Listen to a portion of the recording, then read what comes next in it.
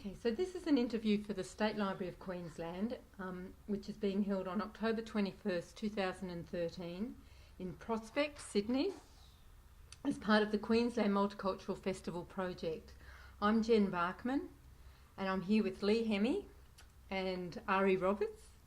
And so on behalf of the State Library, I'd like to thank you for your involvement in this project. And so this interview, the first interview that we're going to do, we'll focus on the connections between the Pacific Unity Festival in Logan, Brisbane, and its connection with the festival here in Sydney. And then later we'll talk with you, Lee, more about the festival in Brisbane. So, again, welcome. And I'll just start by asking you to talk a little bit about the genesis of the Sydney Festival, how it developed, and then move into how the Logan Festival began. So do you want to start, Ari? Yeah, go for it. Well, thank you for interviewing us, first of all, and for your interest in Pacific Unity. We are 11 years old this November, and it's exciting because, you know, we've hit the decade mark and there's no stopping us, really. So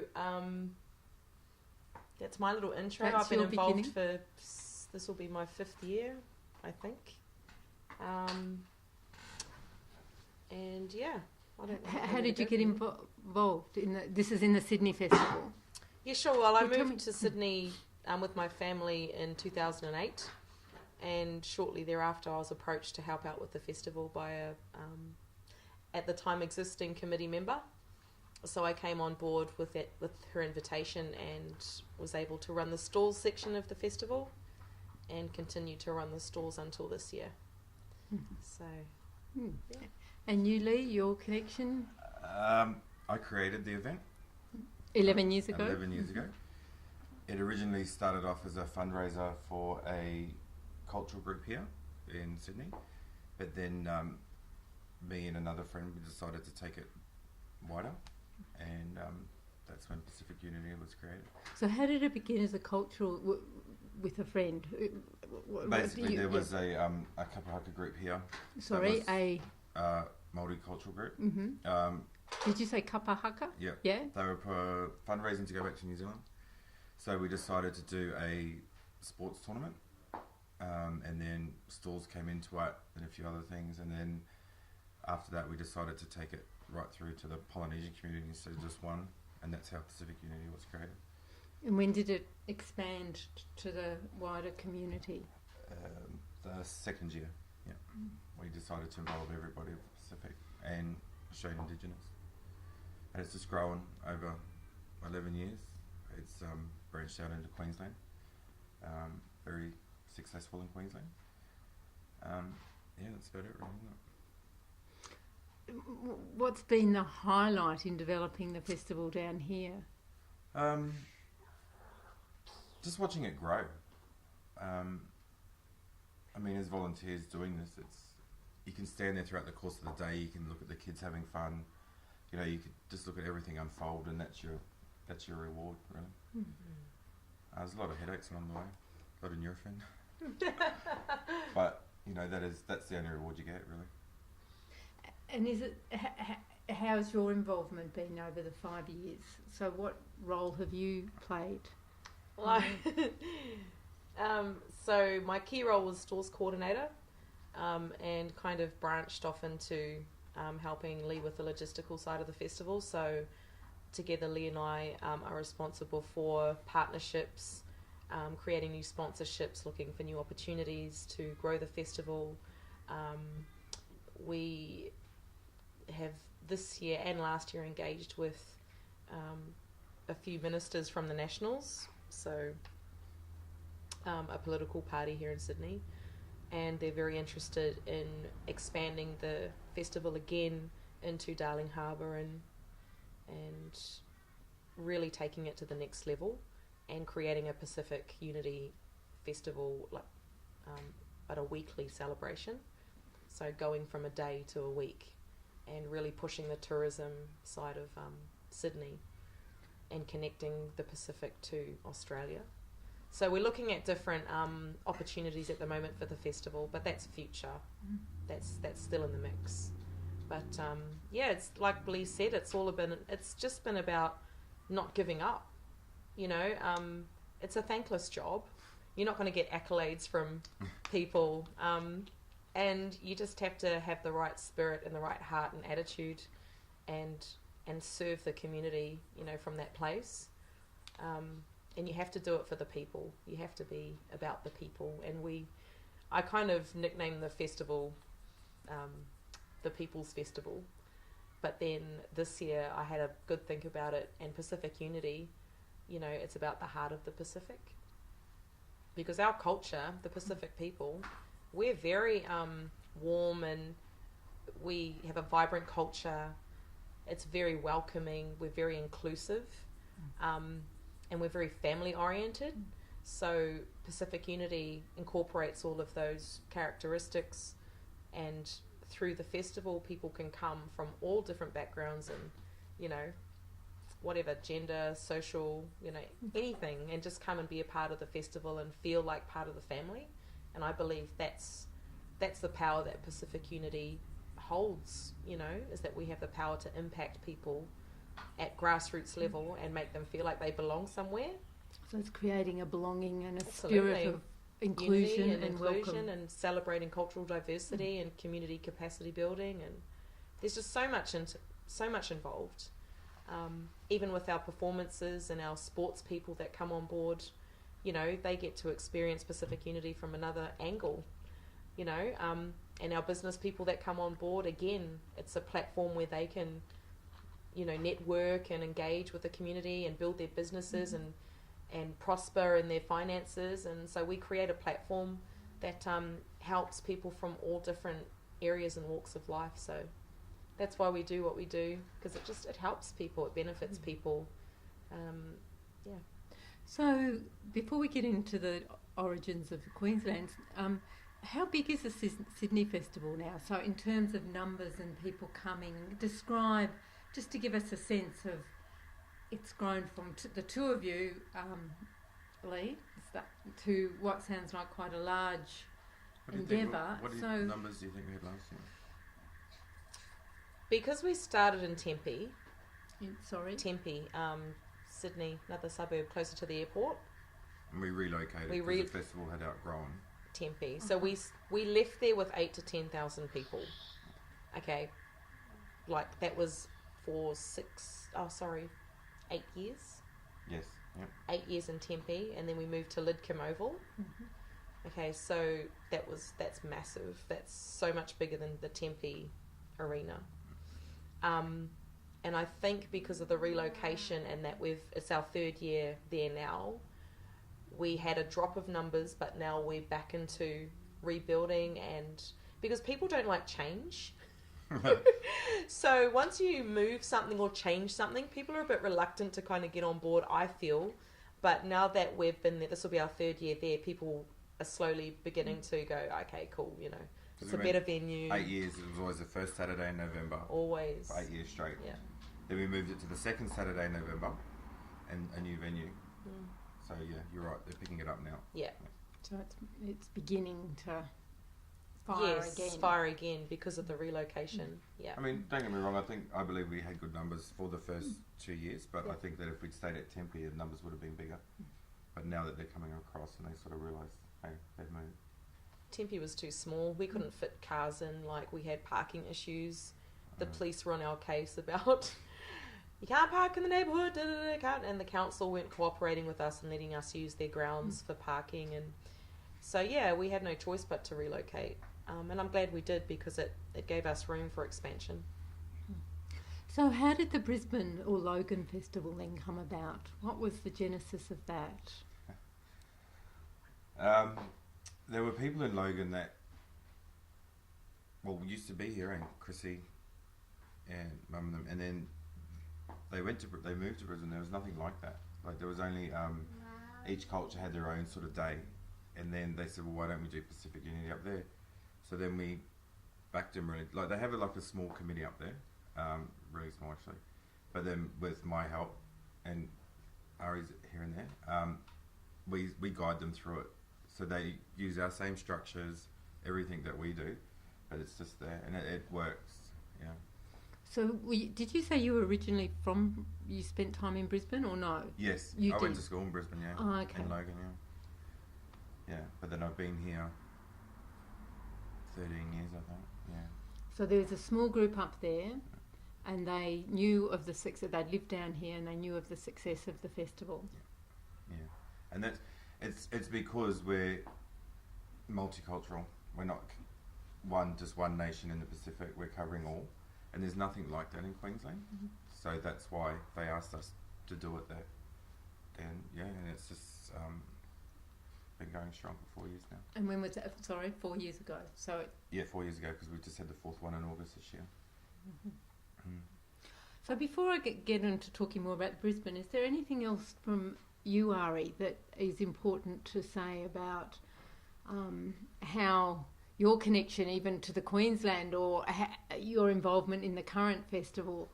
Anything else that you would like to say around the genesis or the development or the cross-fertilisation? Yeah, I think just that Brisbane's just the beginning. You know, we want to expand. You know, we could do one in Perth.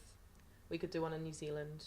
Do you know what I mean? Like, Pacific Unity is the vision is huge.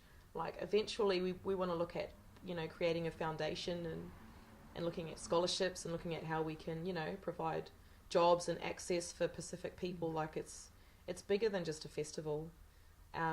This year we're putting a social justice cause to the festival, so we're looking at young Pacific Island male offenders and how we can help them, and because Sydney has one of the highest populations in correctional facilities with young Pacific Island male offenders. So we've got some interest from the New South Wales Council for Pacific Communities and the Attorney General and Justice Department and Parkley Correctional Services here in Sydney, and just looking at ways where Pacific Unity can partner and just help benefit, you know, these young male offenders and try and get them, I don't know, just try and help in some way. We've still got to nut it out, but yeah, Pacific Unity is bigger than just a day-long festival. Than a day. That's certainly the sense I'm getting. Yeah. It's more than just coming together for a day. That's it, and that's what we want to do, is have a lasting impression and a lasting impact on people's lives, for Pacific communities especially, because our Pacific people struggle with gang violence. There's a lot of cultural identity issues and breakdown in families. A lot of Pacific Island families are religious, so come from Christian backgrounds, but the church has let them down, or their family, you know, they have breakdowns in family because of gambling and drinking and drugs, and it's just endless. So Pacific Unity is more about focusing on all the blessing and the, you know, the awesomeness that our cultures have been gifted with. And it's almost like saying, you know what, let's focus on the positive side of our cultures. And sounds also like the commonalities too. There's something, the difference and the coming together, it's kind of acknowledging both. Yeah, for sure. Yeah. I don't think you can have one without the other. Like, you know, our people, we're very organic.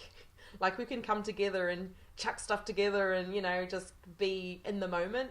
But I think where we lack is the organisational part of it, whereas we have to have a plan. There has to be some kind of action and planning involved in moving and progressing, you know, our Pacific people here in Australia. So Pacific Unity is, it's almost like a boat, or we call it a waka, you know, in our culture. And it's about everyone getting on board this waka and travelling as one in the same direction, moving forward.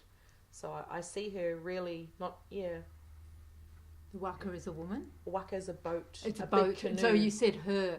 Sorry. You the festival. Her, the festival. I call it. Yeah. You always called it a her. It's a her. It's a No, she. that's all right. Yeah. I don't know why. Yes, but no, I like that. Yeah. I don't know, because my heart's attached. You know, to her. It, whatever. No, But, I like her. I just think feel lovely. like it's a great journey to be on. It's a tough journey, but when you see, you know, the faces, like Lee said, you see people enjoying themselves, you see generations being impacted, you see old and young alike turn up, and then you see other cultures come and enjoy our culture, and they're really open to, you know, the Pacific and what we bring and the flavours and the positivity we bring to Australia. You can't help but have that sense of pride and go, yeah, I'm part of something really great, and I'm part of something worth my time.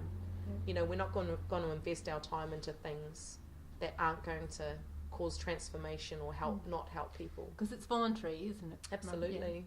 Yeah. You know, and I think 8 out of 12 months we invest, you know, into the festival. Like, we give ourselves maybe a 3-month break, and then we're back into, you know, planning Brisbane and planning Sydney, and who knows where to from there. And can I ask, you mention your culture, just to Sure. talk a little bit about your culture. It's Maori, New Zealand Yes, culture. So yep. could you just say a little bit about your culture? Sure. So I'm Māori. In our custom, in our tradition, in our ways, we introduce ourselves as Māori, where we're from. So I'm from Taupo. Yeah. Tongariro's my mountain, Mount Tongariro. Taupo is my lake. My waka, my canoe, is Te Arawa. And my marae, where I'm from, my tribal marae, is Paukura. So I'm Ngāti Tūwhare Toa Ngāpuhi. So my mother's side is from Taupo, and my her father's side is from the North Island, Upper North Island, called Kaitaia or Kaikohe. So yeah, I moved my family here I've got 5 children and 1 on the way. Oh, congratulations. Thank you. So I moved my family here just so they could experience more of the world, and that my kids would have just more of a broader life experience. Because New Zealand, I was born and raised, and it's beautiful. But I'm glad we're here. So yeah, that's my culture. It's all about family, very, very strong ties. We are part of a Māori cultural group here in Sydney, in Blacktown. So we are able to teach our children their cultural identity, teach them the Māori way of life, and keep that culture and tradition alive here for them. So culture is a very, very strong part of who we are, not just as Māoris, but as Pacific people.